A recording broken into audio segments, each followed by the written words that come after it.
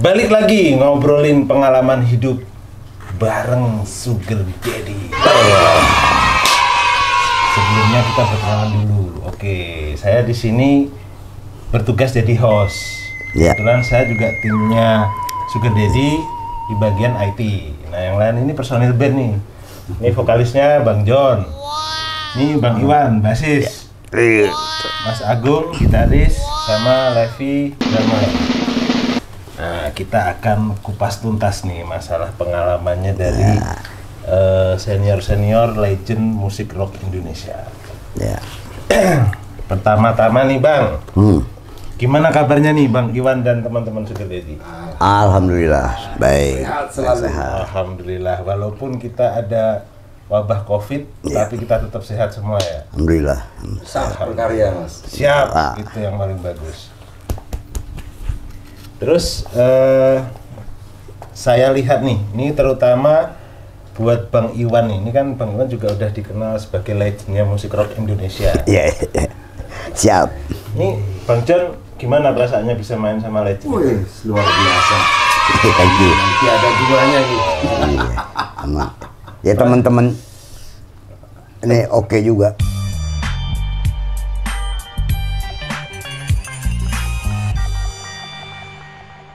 Oke, siap. Buat gua semangat ya mereka-mereka ini semua nih. Nah ini kalau yang aku lihat nih yang paling muda ini adalah si Levi nih.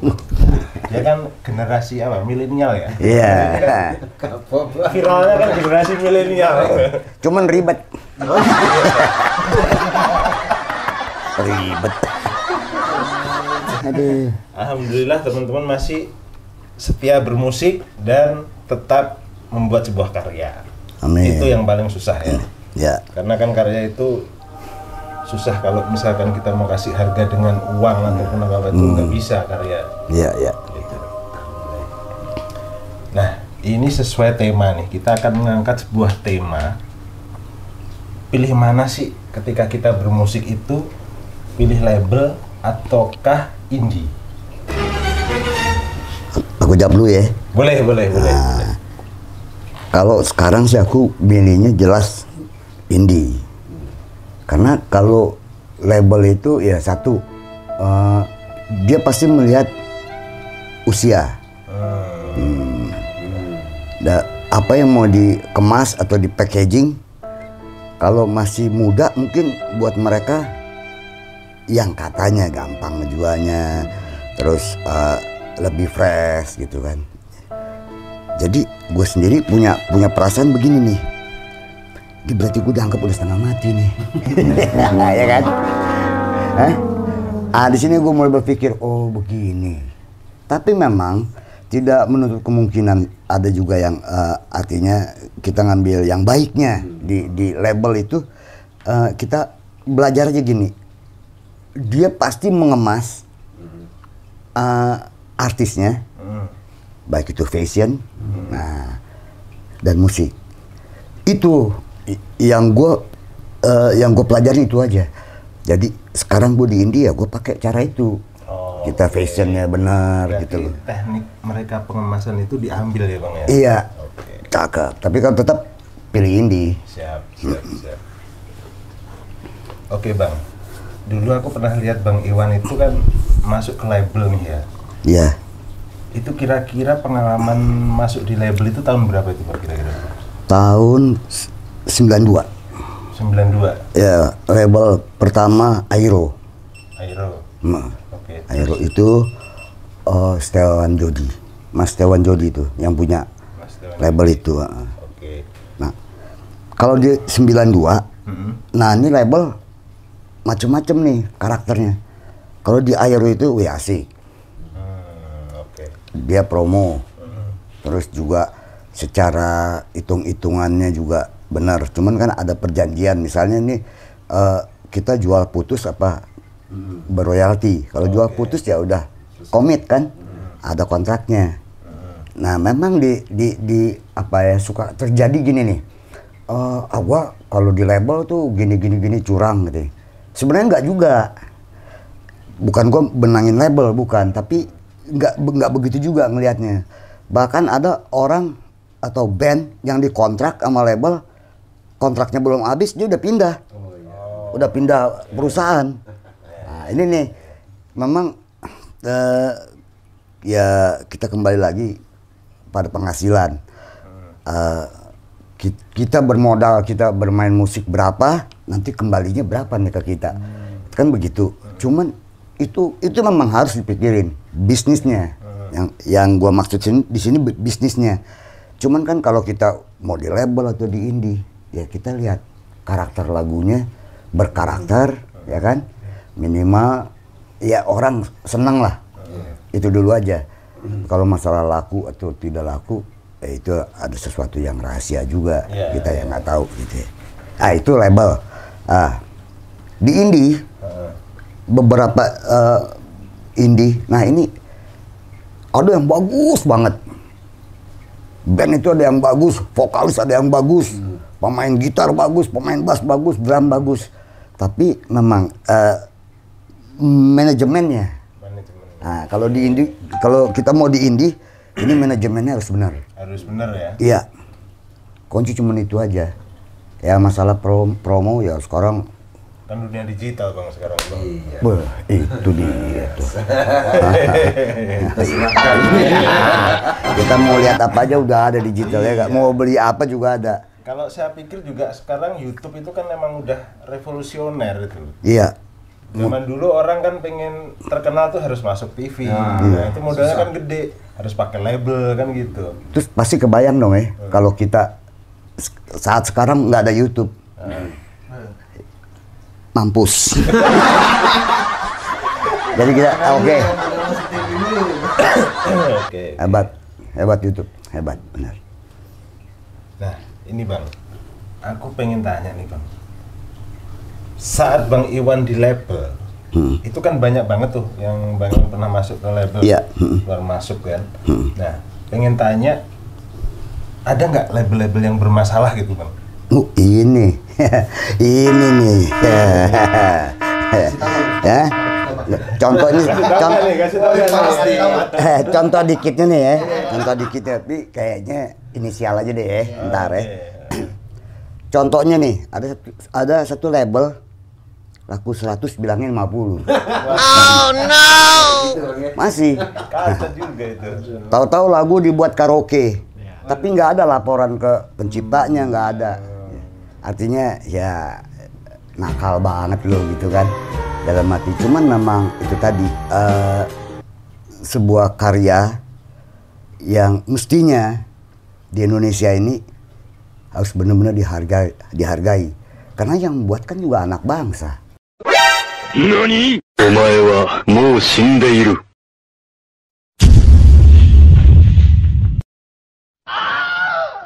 Tapi yang tega juga dipelonco gitu kan.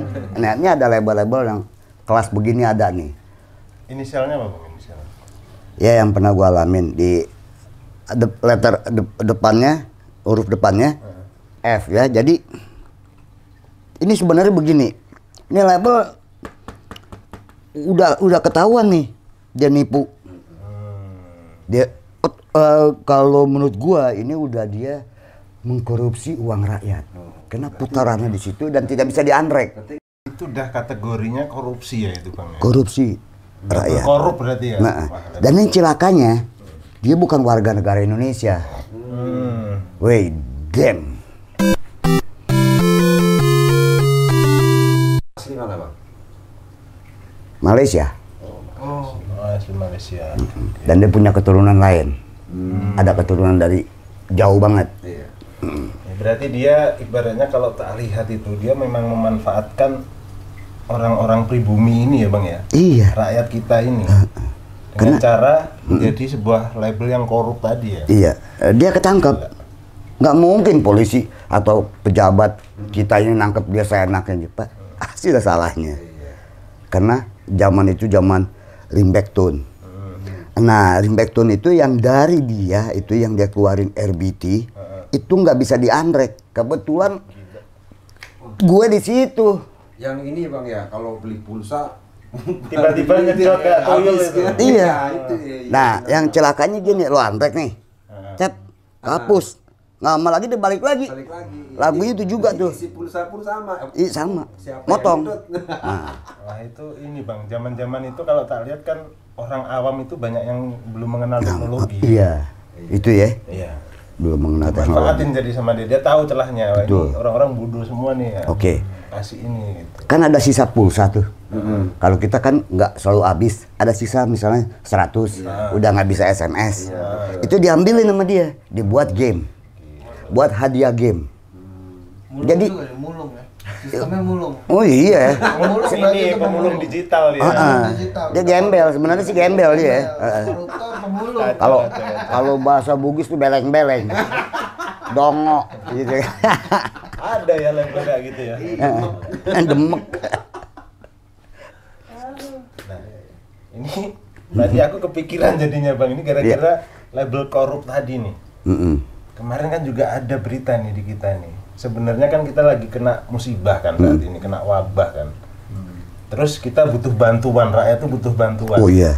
Ternyata bantuannya juga dikorupsi. Nah ini, wah ini kacau juga kan ini. Ya, Wah, ini. kalau itu bukan orang, udah dajal. Oh, udah aja. Cuma bentuknya orang. Ini ya, debat pertama. Ah, tuh. Pertama. Ini yang paling geram dia nih. John nih, buram banget deh. Wah, tak matiin. Ini Bang ya, makan aja susah, udah dikorupsi lagi gitu ya. Makanya saya geram di sini tuh. Bangsat gitu.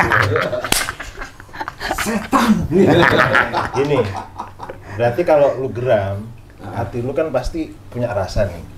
Berani nggak lu bikin lagu yang menentang korupsi di Indonesia? Ya, ini kita lagi sama Bang Iwan untuknya Sugar Daddy ini ya.